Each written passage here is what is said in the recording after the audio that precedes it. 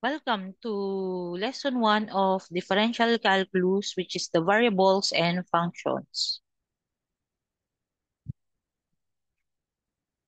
To define variable, it is denoted by a small letter that represents an unknown value. Samples are x, y, and z. Pag dinefine naman natin yung function, it is consists of set of inputs, set of outputs, and a rule for assigning each input to exactly one output. Yung mga inputs na yon, ang tawag natin doon ay domain. Yung mga outputs naman, ang tawag natin doon ay range. Typically, X yung ginagamit natin to denote input. And that is the independent variable. While for the output, ginagamit natin yung Y, and that is the dependent variable. Kasi nakadepende siya kung ano man yung magiging value ng X. And the function of Y is equal to f of X. So dito, meron tayong mga example problems kung paano natin, at mamaya tuturo natin kung paano natin isosolve itong mga problems na to. So, let's take number 1 muna. So given, function of x is equals to x cubed minus 4x squared minus 5x plus 10. Kailangan natin i-prove na yung f of 0 is equals to 10, f of 1 is equals to 2, f of negative 2 is equals to negative 4, f of 3 is equals to negative 14. So, paano natin isosolve yun?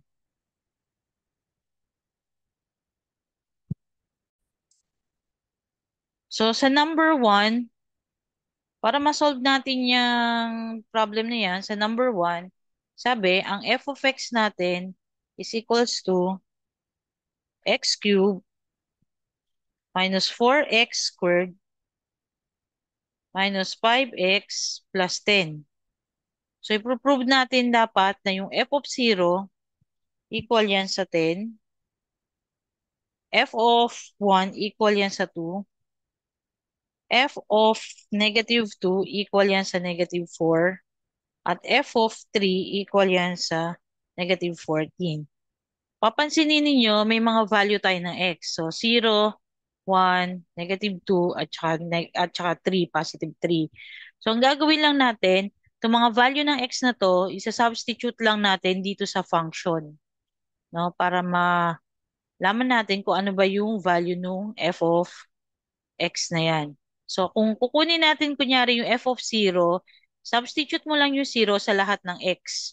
So, 0 cubed minus 4 times 0 squared minus 5 times 0 plus 10. Ito, 0. Ito, 0. Ito, 0. Kasi any value multiplied by 0 is 0. Therefore, f of 0 natin is equals to 10. So, napatunayan natin na that that is correct, no? This is correct. So, f of 1 naman, papatunayan natin na equal yan sa 2. So, f of 1, 1 naman yung isa-substitute natin sa value ng x. So, we get 1 cubed minus 4 times 1 squared minus 5 times 1 plus 10. So, yung f of 1 mo is 1 minus 4. 4 kasi, negative 4 times 1 is negative 4. So, negative 5 times 1 is negative 5 plus 10. So, yung f of 1 mo is 11 minus 9. F of 1 is 2. Okay? So, na-prove mo ngayon ulit na yung f of 1 is equal siya sa 2. Okay? Next na, i-prove naman natin yung f of negative 2, dapat equal daw yan sa negative 4. So, equal siya sa, again, eto negative 2 na to is, isa-substitute lang natin ulit sa value ng x. So, negative 2 cubed minus 4 times negative 2 squared minus 5 times negative 2 plus 10. So, yung f of negative 2, eto, pag kinuha natin yung negative 2 cube, ang magiging sagot niyan is negative 8. Ito naman, yung nasa loob ng parenthesis, negative 2 squared, magiging positive 4 to. So, negative 4 times 4, makakakuha tayo ng negative 16. Tapos, negative 5 times negative 2 would be positive 10. So, plus 10. So, yung f of negative 2 natin, equal yan sa negative 24 plus 20. Therefore, f of negative 2 is equals to negative 4. So, again, dito, sa proving natin, na-prove natin na f of 2 is equals to negative 4. Ngayon, yung last proving natin, yung f of 3. Dapat negative 14 siya. So, pag sinolve natin yung f of 3, equal yan sa 3 cube minus 4 times 3 squared minus 5 times 3 plus 10. So, yung f of 3 natin, equal yan sa, yung 3 cube, equal yan sa 27. Yung, eto, magiging 9 to, 3 squared 9. So, negative 4 times 9 minus 30 or negative 36. Tapos, negative 5 times 3 is negative 15 plus 10. So, pag samahin lang natin yung negative at saka positive, yung negative natin is negative 51, positive is 37. So, negative 51 plus 37, f of 3 is negative 14. So, na-prove na natin na yung f of 3 is equal yan sa negative 14. Basically, ang gagawin mo lang is titignan mo lang kung ano yung value ng x, tapos isa-substitute mo yung value ng x na yon dun sa function, sa given function.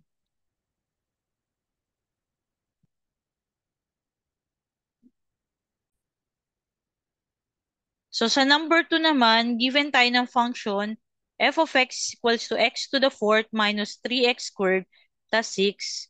So hanapin naman natin yung f of 0, f of 1, f of negative 2, and f of 3.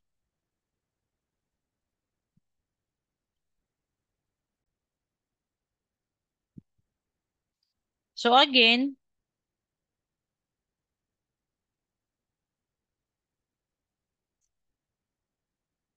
sa number 2, ang function natin ay x to the fourth minus 3x squared plus 6. So, pinapahanap f of 0, f of 1, f of negative 2, at saka f of 3. Ganun pa rin naman yung magiging solution natin dito.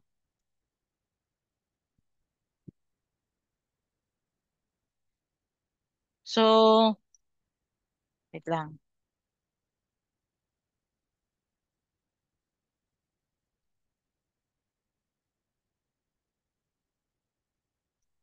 Wait lang. Ayan.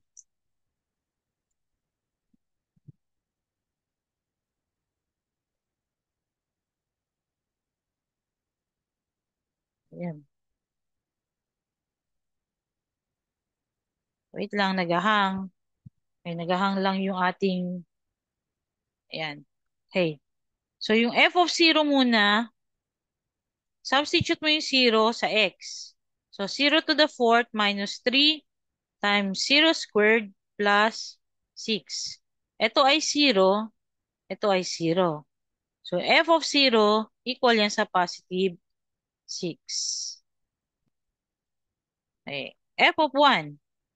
Ang f of 1 is 1 raised to the fourth power minus 3 times 1 squared plus 6. So, ang f of 1 natin is 1 to the fourth power is 1. Ito 1 squared is 1. So, negative 3 times 1, we get negative 3 plus 6. So, yung f of 1 natin is, pag sama-sama yung positive tsaka negative, so 7 minus 3. So, yung f of 1 is 4.